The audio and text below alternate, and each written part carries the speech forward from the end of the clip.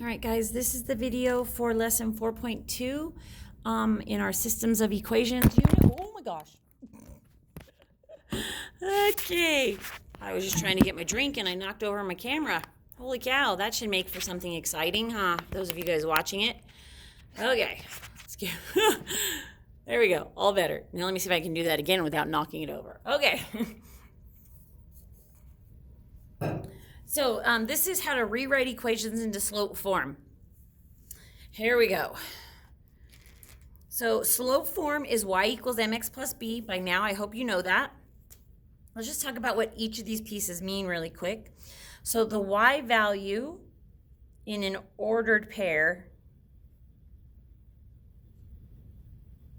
So if I have an ordered pair, I have x, y. This y value corresponds with this y right here.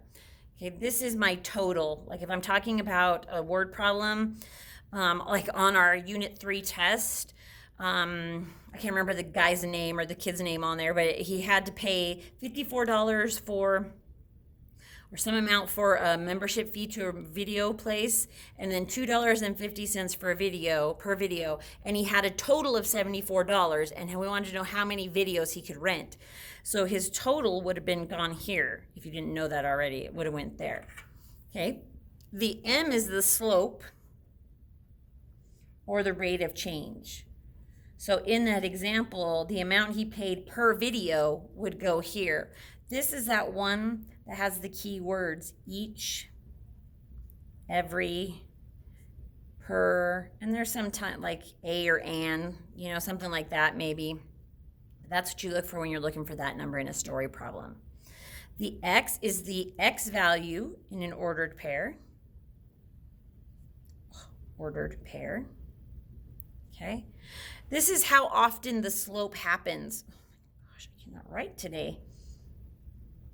Okay, so in the example of the video rentals, you would have been solving for x to find out how many videos he could rent. Okay, so that's how often the rate of change happened. Okay, and then the b is the last one, is our y-intercept, also known as our starting point.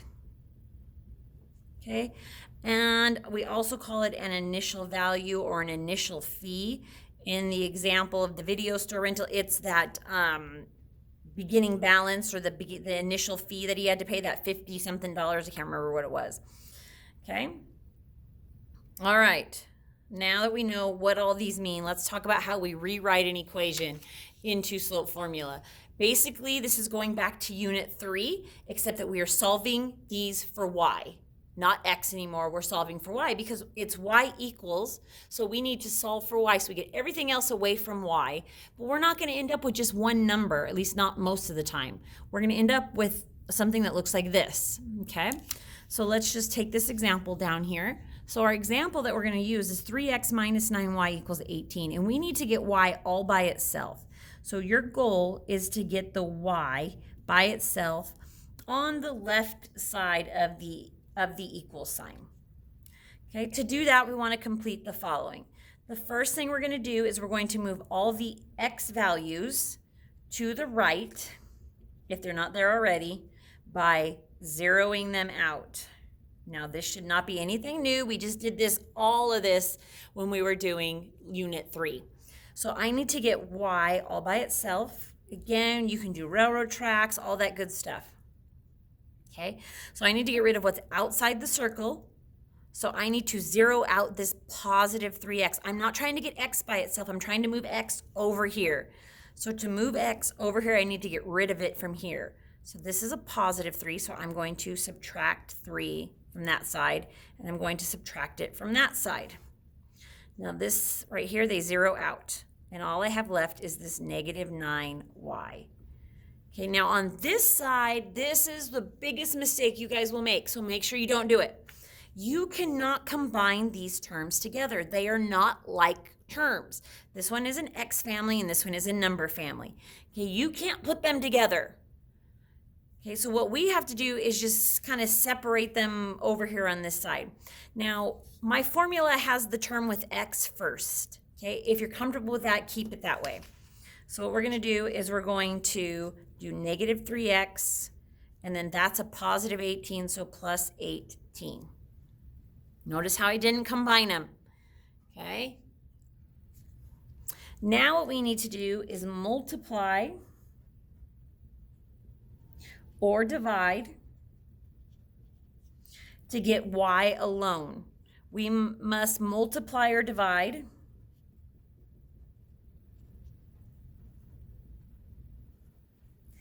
everything on the other side by the same value. This means every term. Okay? So I'm going to divide this side by -9 because I need to get y by itself, which means this needs to be divided by -9, and so does this. Every single term needs to be divided by -9, or whatever is attached to y at the time. Okay? So let's do that. So when I do that, -9 divided by -9 gives me 1. So I'm left with just y equals. A negative and a negative make a positive, so I can drop the negative. And then 3/9, okay, that's 3/9. It will simplify to 1/3. And then I just put the x there. Now, a positive divided by a negative gives me a negative. And 18 divided by 9 is 2. Okay, now we just graph it. So my y-intercept is -2. This is an interesting graph here. Here's the origin. So my y-intercept is -2, so it's right there. And then I go up 1 over 3. Up 1, 1, 2, 3. Up 1, 1, 2, 3. And that line looks like this.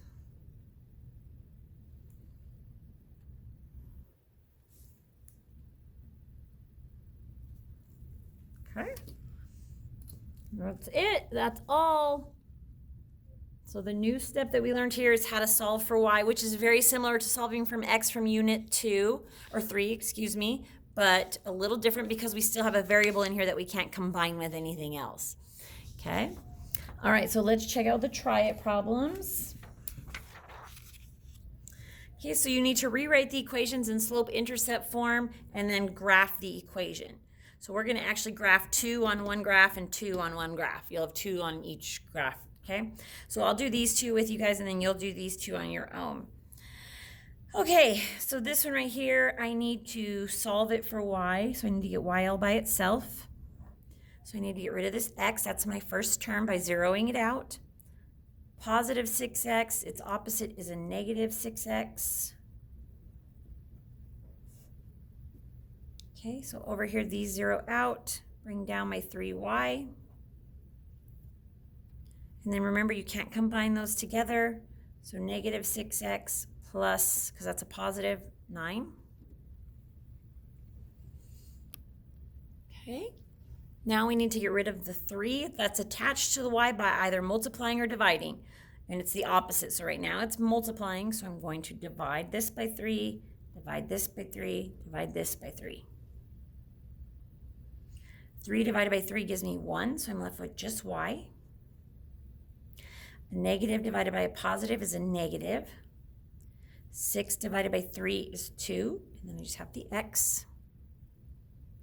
Positive divided by positive is a positive, and 9 divided by 3 is 3. Okay, now I can graph it. You can go back to your 4.1 notes and follow the instructions on how to graph. So my b, or my y-intercept, is 3. My slope is -2, and I put it over 1 to make it into a fraction. So I start at positive 3 and go down 2 over 1, down 2 over 1, at least 3 points. Connect them all the way through, adding arrows. Okay, the next one, get y all by itself. This time y is over here. Don't let it confuse you. Y is over here.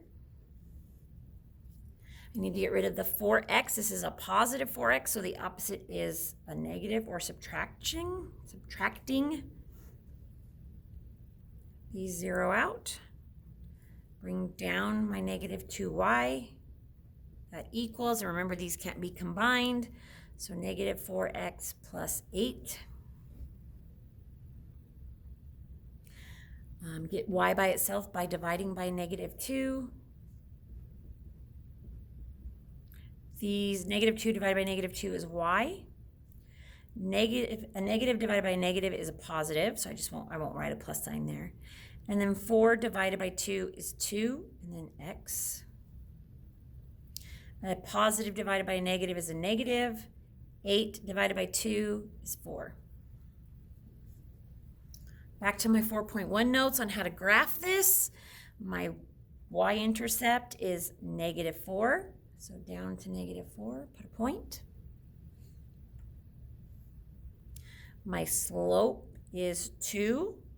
Put it over a 1 to make it into a fraction. Go up 2, right 1. Up 2, right 1. Up 2, right 1. 3 points. Connect them all the way through. Arrows, and you're done. Okay? All right, now you're going to do these two and graph them both on this graph right here. Make sure I see them so that you get credit for this. Thanks, guys.